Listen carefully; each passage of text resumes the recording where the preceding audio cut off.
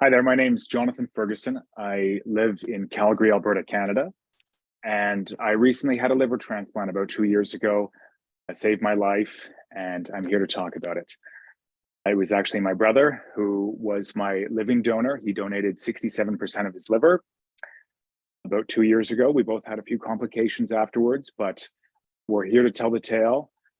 For me, it was a long, torturous battle with primary sclerosing cholangitis, which led to a diagnosis of ulcerative colitis. That was in 2010 when I was diagnosed, but it was about 2 years before that when I started getting symptoms and had no idea what it was. I was having large gallbladder attacks initially and had to have my gallbladder removed. And the doctors thought that was the issue. I was misdiagnosed about a dozen times, being told everything from you have cancer to drink more milk. And it's being such a rare disease. There was just a lot of pain and a lot of dark places. But once diagnosed, I had a focus. I knew what I had.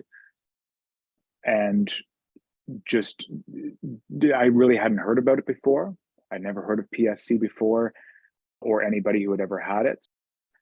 Luckily, I do have a phenomenal specialist who was able to fill me in on what the journey might be, and did predict that in 10 years I could need a life-saving transplant, which was right on the money. It was about 2 years from first having symptoms to getting the diagnosis. It's funny, when I look back at things, I remember getting a little bit of vitiligo, which you might see that I do have all over my legs, all over my body actually right now. And I remember getting a small dot of vitiligo here and there. And as my journey progressed, it got worse as well. It was telling me, okay, something's wrong on the inside. I didn't really pay too much attention to it. Listening to the body is what we have, the best tools. Yeah, it was about 2008. I first started getting symptoms of really poor digestion, just not being able to digest anything. I was constantly, food just was coming back up and digestion was horrible. At the time, ironically, I was working in restaurants and I'd be serving people. There would be guzzling red wine, eating steaks, and I couldn't eat solid food even at that moment. I got my diet to basically smoothies and juices. I got it basically down to that, and it was a really, really difficult time. I did have my gallbladder removed. Doctors thought that was the culprit there. It was filled with gallstones, and I was the happiest person going into surgery. And they're asking me, "Why do you have this smile on your face?" And of course, I was having these PSC episodes, which I didn't know about, these massive gallbladder attacks. I'd find myself at 3 a.m. wrapped around the toilet and on the floor, just in excruciating pain. And I was so joyous that this was going to end. And after after the surgery, after recovery, I was continuing to have the symptoms. Of course, the gallbladder attack stopped, but still really bad symptoms. And I got my diagnosis shortly after that. So 2010, about 2 years after initially getting some symptoms, I got my diagnosis for primary sclerosing cholangitis after many endoscopes, ultrasounds. Yeah, you name it, all the tests were done. Being in my 20s, my late 20s, getting the diagnosis, and it was shocking. Being told that I could live with this disease, I could need a transplant. The end of my life could be 5-10 years away. Plus having the stigma that comes around with a liver disease. Most people, of course, think that it's alcohol, drugs that comes with it. Of course, primary sclerosing cholangitis is something that we don't really know what the cause is, whether it's genetics, environment. There's so many attributes to that, but that was probably the darkest place that I had been. I just was constantly in discomfort, and nobody knows what you're going through except for yourself. And you're experiencing these things for the first time and you're worried. I remember I had a lot of panic attacks actually at the beginning, where I probably went to the hospital emergency room 4 or 5 times, and they thought that I was on drugs because I was having these reactions. Before the diagnosis, I was still having a few drinks, but the reaction to those drinks was like a week-long hangover, and my liver was unable to process the alcohol. And I had no idea. I was actually told at that point that my liver was fine because the numbers were okay. There was just a few tests that I needed to have done that hadn't shown the PSC yet. So I would, as my liver was trying to process, I remember one time I was headed to work. It was actually the day after my 30th birthday, and I was headed to work in a taxi. The taxi had to pull over, and I called 911. And I was having such a big panic attack that they had to restart my heart or give me a shot of whatever the opposite of adrenaline is. And at that point, I didn't know what was wrong. And so that was the last drink that I ever had on my 30th birthday. I'm 42 now. So it's been 12 years. I never looked back after that. After I was diagnosed, it was all about finding clarity, especially towards the latter part of my disease, where I had so much brain fog that after the transplant, that was the first thing to have that clear thought. And nobody knows that you're going through this brain fog. I found out later on my health journey, when I was traveling, I was in Cairo and I was in China, and the pollution, it got to me. I was like, what is going on here? Is this my health? And I ended up bought this amazing mask, but I had to come home early from trips, and pollution was getting to me. And towards the end, before transplant, I couldn't even use the oven inside.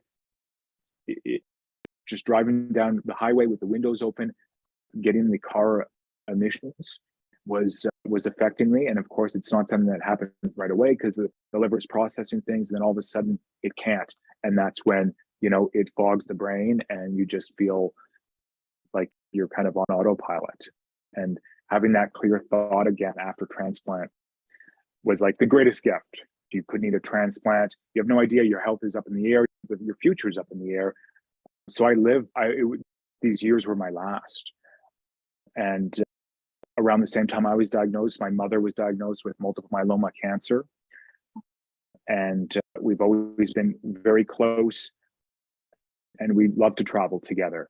So between her treatments, we'd go on trips, and we would just live in that present and just enjoy that moment, come back home, and she would continue treatments, and maybe she'd be off for half a year or a year, and we would just do what we could. And we went to 26 countries after her diagnosis in 2013. So I was diagnosed in 2010. She was diagnosed in 2013. Unfortunately, she did pass away 1 year ago. But having had those experiences, those shared times, absolutely priceless. And we can look back at those photos and those struggles, knowing that we were both at very low points, but pushing ourselves to have these incredible shared experiences it keeps me going every day. It's something I think about, of course, every day. We did the Inca Trail to Machu Picchu. We did some crazy hikes. We definitely pushed ourselves to dangerous places, probably. But at the moment, it was like, this is living, because who knows what the future is going to bring. And I think that's a lesson for everybody. It's not just if you have a life-threatening disease, it's just you don't know what's going to happen. There's so many unknowns in life. And we just had that extra push to, okay, let's do things a little bit sooner than maybe we would have later on. It was my parents, my mom and my dad, and we did a lot, Three Amigos. And then my now wife and I, we were down in Australia for 2 months, and my parents joined us for one of those months. We went to Japan the last trip before COVID. My brother's in Montreal. My parents are in Victoria. I'm in Calgary. Why all fly to Victoria or Calgary when we can meet in Japan? So yeah, the whole family went to Japan in 2019 in the spring. And yeah, we know what happens the next year. My specialist was encouraging about travel, but after a certain point, it was when I entered end-stage liver disease in fall of 2019, he basically said, nope, I'm cutting your wings. I begged him for one last trip. It was my parents' 50th wedding anniversary. And I had a little special something planned. My wife, Jess, now we flew to Victoria and we were celebrating in Tofino on the beach, and it was pouring rain all day.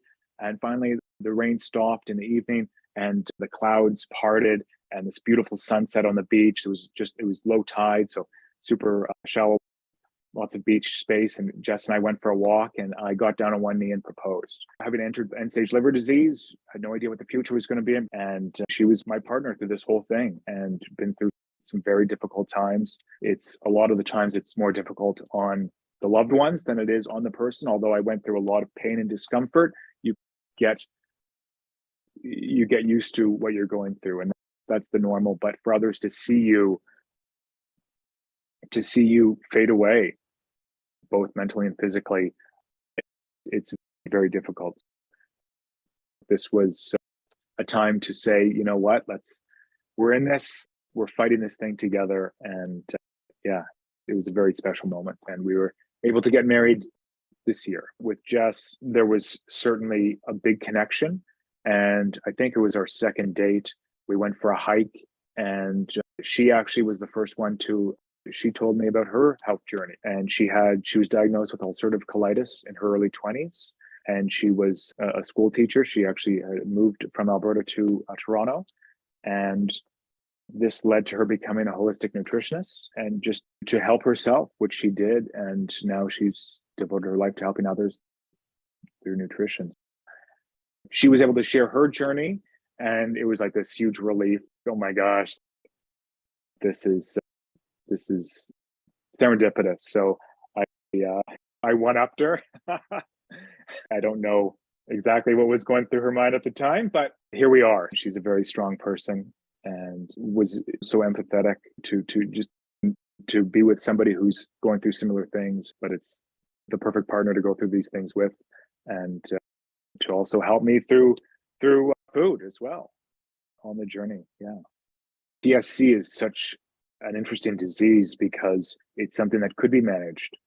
And I had managed it for the better part of 10 years. And of course, this journey is having an infection here where you're taking antibiotics, maybe a trip to the hospital here and there, feeling awful. Maybe you have to lie in bed for the day. Maybe you just have to take it easy. There were some trips where I just said, I need to just sit in the car.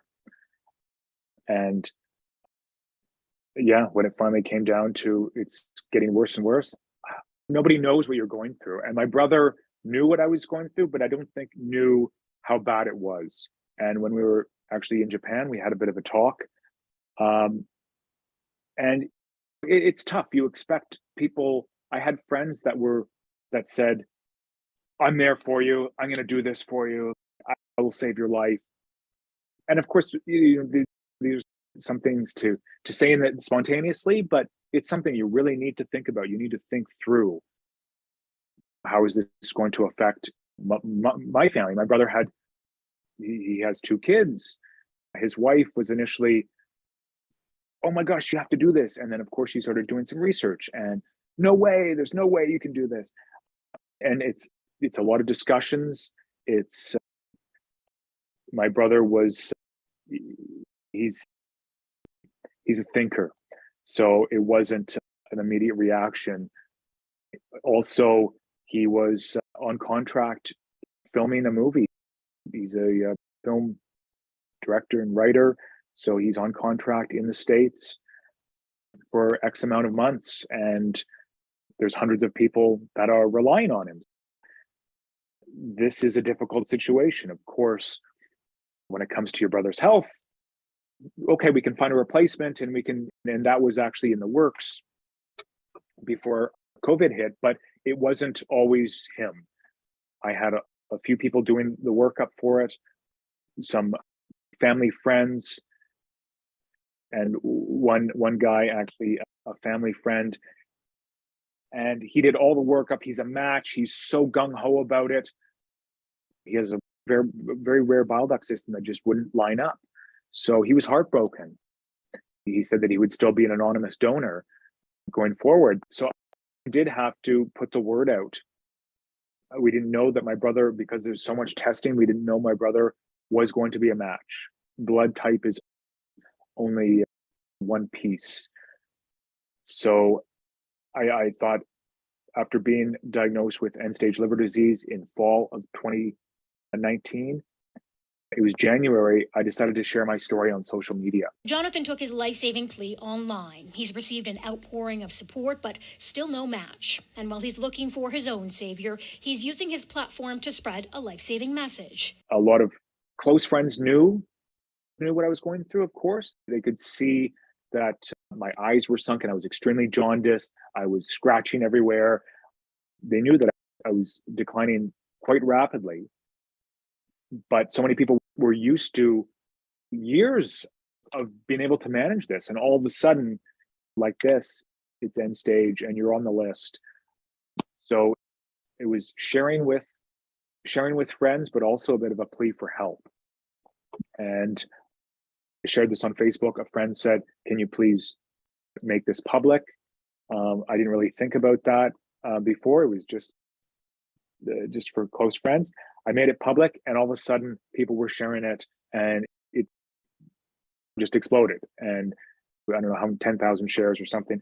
And I was able to get on the news, and I'm so lucky. I was contacted by a billboard company. They put a few billboards in around Alberta. And I realized quite early on that, yes, this is to save my life, but only one person can save my life. But to bring awareness to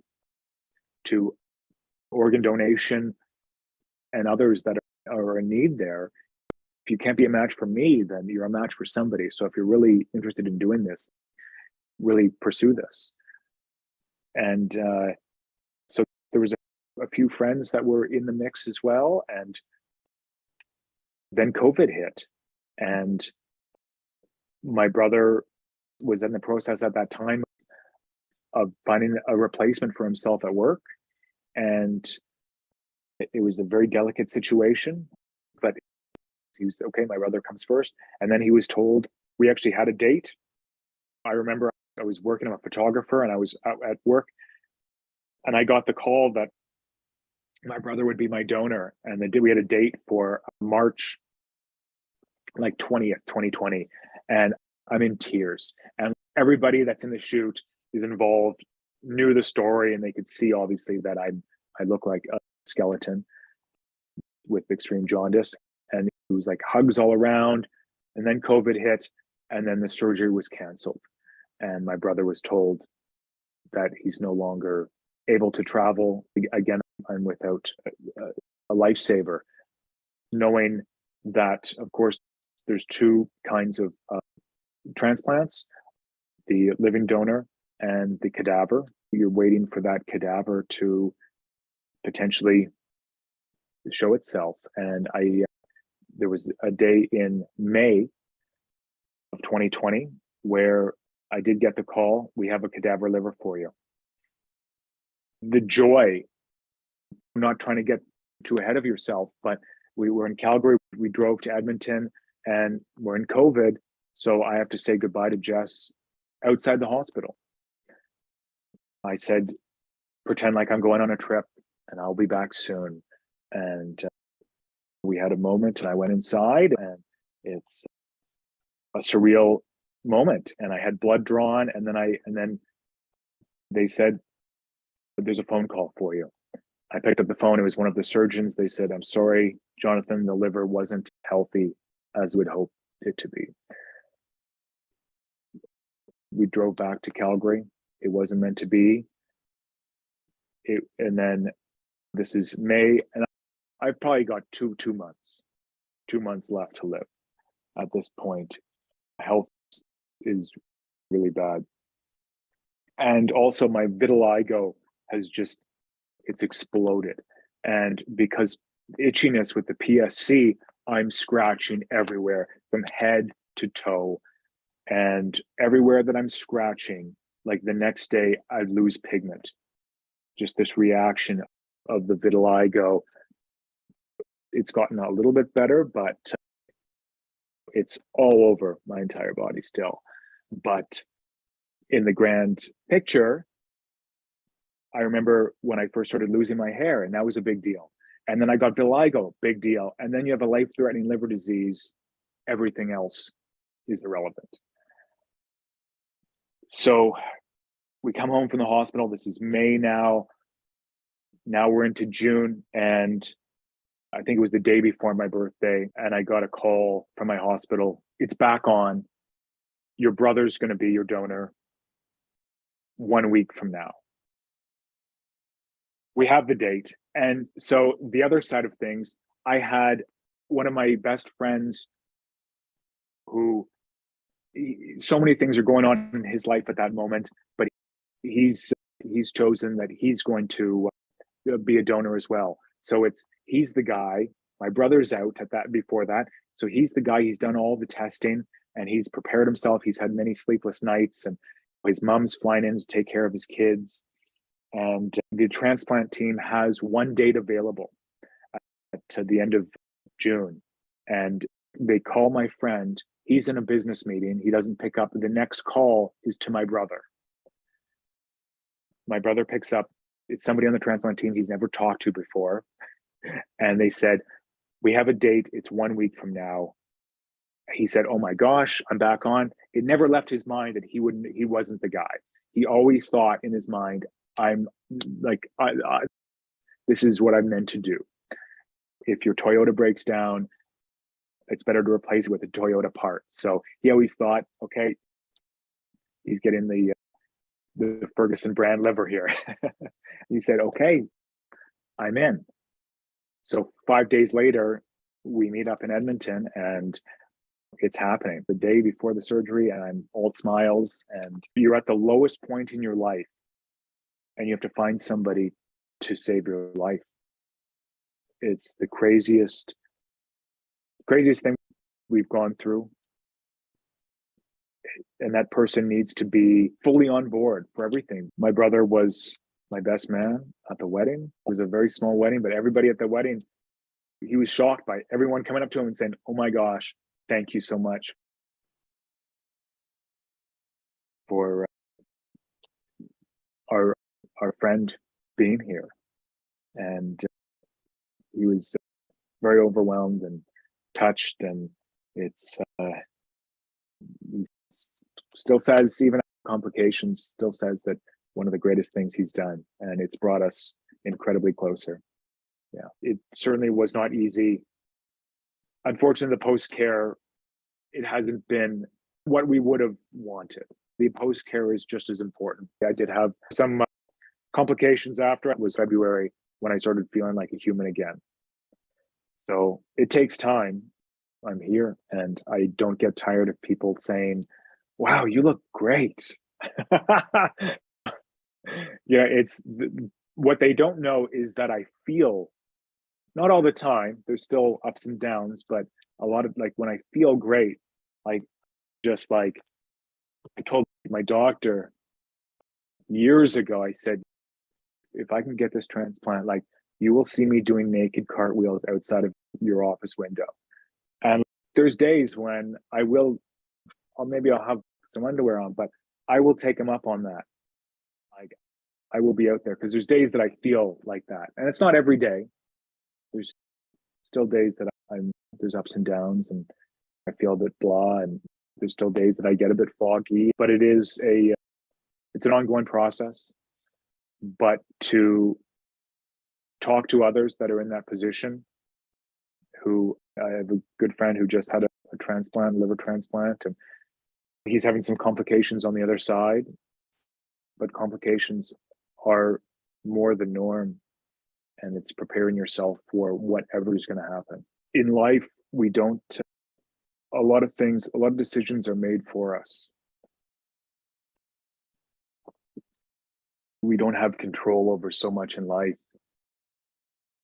but to have that control to affect somebody's life like that, to save somebody's life, what's bigger than that? It's for my brother to be able to say that he saved his brother's life, you know, that I have in me his liver, a piece of his liver, a piece of him. There's this bond that is forever there. My favorite thing to do post-transplant was getting married. We were able to have a very small wedding. It was a winter wedding. It was magical. And then we had a phenomenal honeymoon.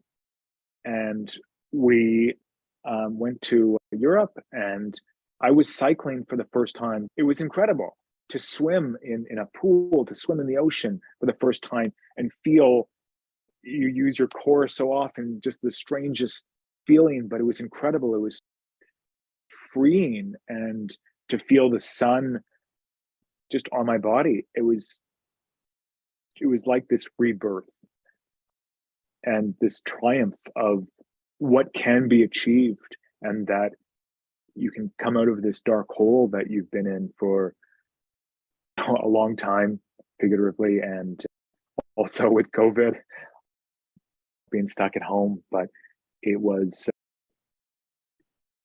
a crazy thing, COVID, to find something positive out of that negative experience. Like my brother, if it weren't for COVID, maybe he wouldn't have been able to be my donor. To start feeling better when the world was opening up again, it kind of felt like, you know, it was this metaphor for what I was going through. And to be able to travel with the love of my life again, and yeah, to just look forward to something bright. And yeah, this whole year has been an absolute blessing, and I can't wait to see what the future brings. It's very tough to go through a kidney disease, a liver disease, having primary sclerosing cholangitis for over a decade, having my ups and downs, not knowing other people that were going through something similar. You're not in this alone. There are so many others that are in that same position.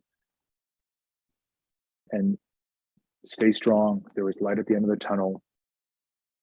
Talk to others that are going through something similar. Just to talk to somebody that's going through something similar that only the two of you share. It can, like, oh, it's the most amazing thing to know that, oh, you feel that way too, knowing that you're not alone, which you're not. But this is your life. This is your future. I think you first have to be comfortable and confident in what you're going through, and accepting of what you're going through and will go through. To know that you're in a life and death position here. It might not happen that your life is saved like this. You might have to work at this. You might have to find that person.